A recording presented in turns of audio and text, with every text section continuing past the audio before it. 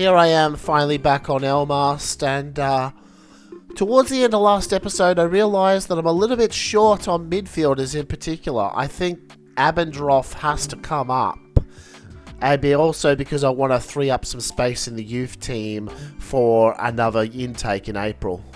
Also, while I'm assessing this list, I picked up Ibler for the Youth Scout last episode. I skimmed over it for time, but yeah, we do have a particularly good regen, or at least I think Ibler's particularly good. But our new recruit is not in the form needed to actually debut yet, so we're just putting our usual lineup against Offenbach, which we should win. We have been in good form recently, and hopefully this can continue the trend. Or maybe not. Turk is already in... No, he blows it. Oh, this is promising. Oh, if only Ryan was a little bit further back. I made a last-minute change, Helmersberger instead of Ludwig, but so far he hasn't really had the impact I was hoping for. This, however, Ryan, the goofy bicycle, and we are ahead. Oh, there's the impact I might have been looking for from Helmersberger. He draws a penalty after winning the fight for that ball. So we now have Hafez taking these, and he is calm under pressure. Oh, Offenbach is suddenly playing good. They won't go away on this particular attack. Oh, good tackle from Marshall in the end. Oh, Ginster on the rebound. Oh, he is better than that. The game has screwed us. But it is no big deal. We finished 2 goals up. We only needed 1, but you get the second one 3 today. Even at a new club, Gooden can't get over his current career funk. And that's particularly unfortunate because, in theory, Gorica should be a good fit. Their tactical policy is the same as ours and Gooden's. But it's time for me to pick up the pace because we've got as many as 10 games to get through this episode depending on what happens in the Asia Oceania Cup. Geeson does not get to that.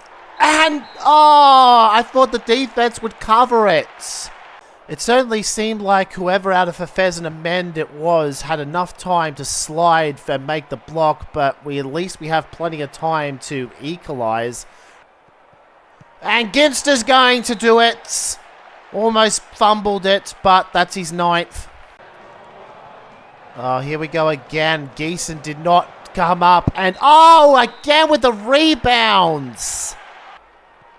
Is that Alrief Muller?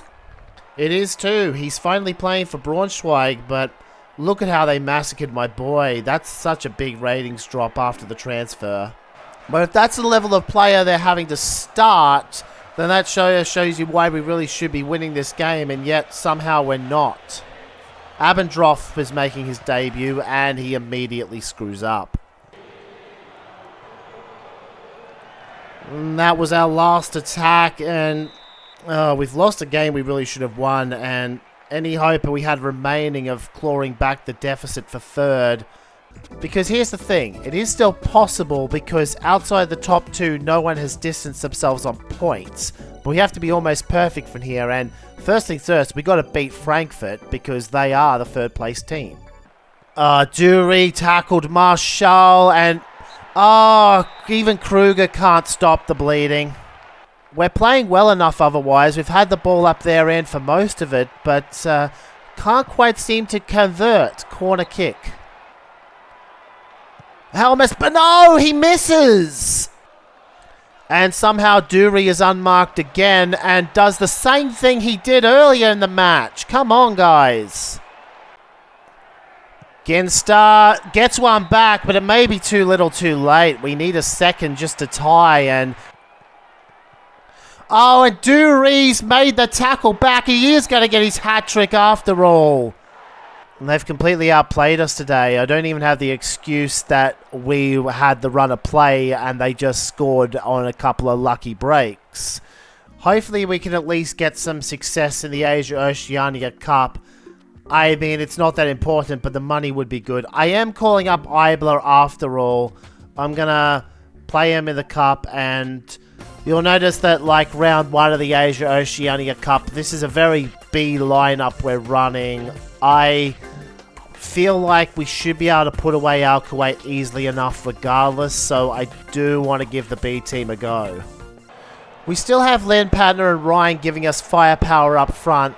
It's not like we've had much trouble scoring these last couple of games. It was just all of the goals we were leaking. So far, much better defensive display from the reserves. Oh, now it's a little bit dangerous. Oh, how have they done that? Oh, and they're going to go two. Those are the only two serious opportunities they had to score all match, and they've put them both away. What is going on with our team? Oh, Ryan. Well, it would have been nice to have that goal earlier when we were only one down. Wait, don't tell me we're going to double injury time diddle them. Oh, never mind. It's offside. So this is a tournament we're going to have to come back to in a later season because I was trying to rest my first team and give my second team a go. And we got burned because every team recently is shooting like they're Langerak. I was told before the last turn that there were some particularly good youth players that my scout found, but I wasn't impressed enough by any of them, so we're just going to gloss over that and try to break this losing streak. Ah, this is sad. Blonde's only played once, and yet he is fatigued. What are they doing to him over there?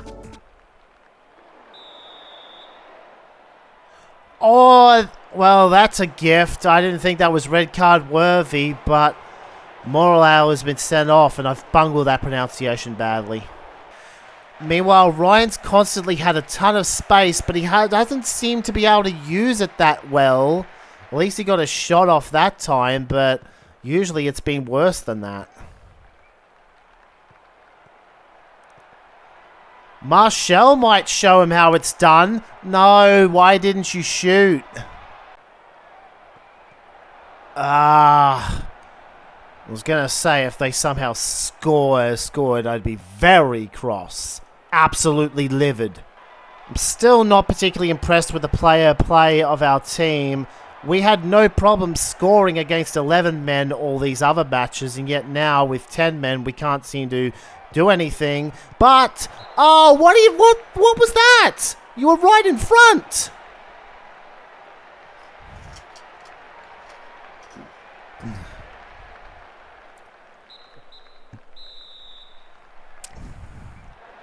That's another missed opportunity, and now we might not even finish top 6.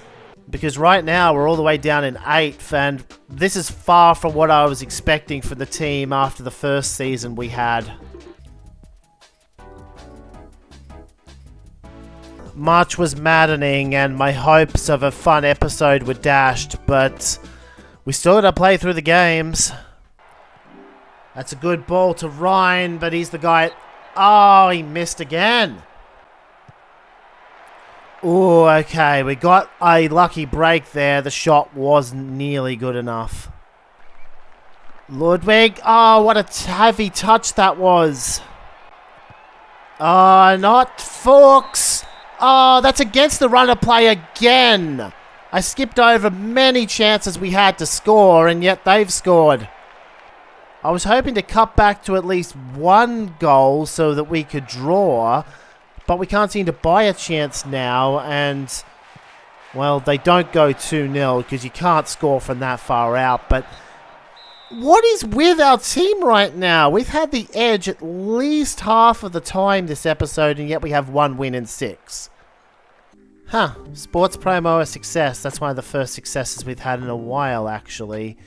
Well, I only had 1 PR before that. I don't overload my schedule with PR. Oh, good. Ludwig has to score that and does. Oh, that was the first time in 6 games that we've actually led, and it's short-lived because my defense can't solve anything.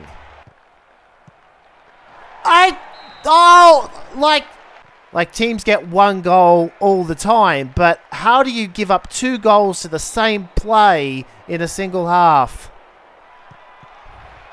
Oh, and Okay, I mean, we can see a penalty instead of goal because he refused to shoot, but how am I supposed to even give good commentary on this episode when the game's giving me no reason to be happy at all?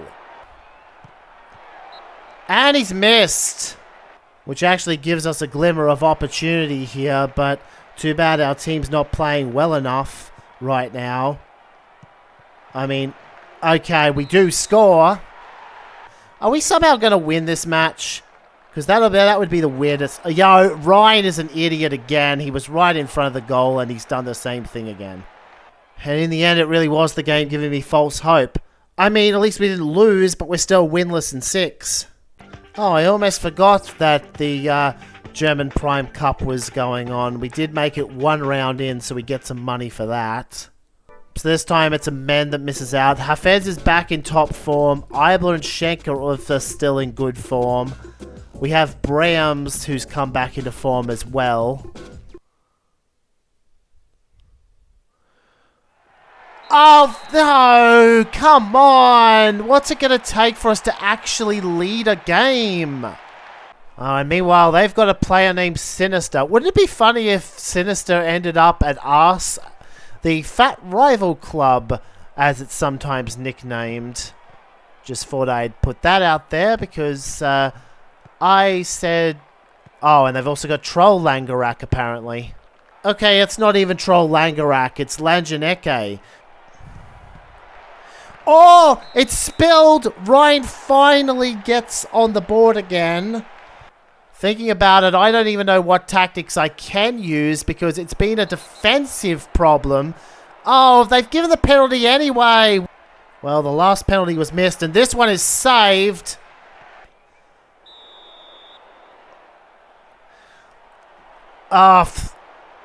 Well, it's late enough in the game that it might not make a difference, but Ryan is sent off.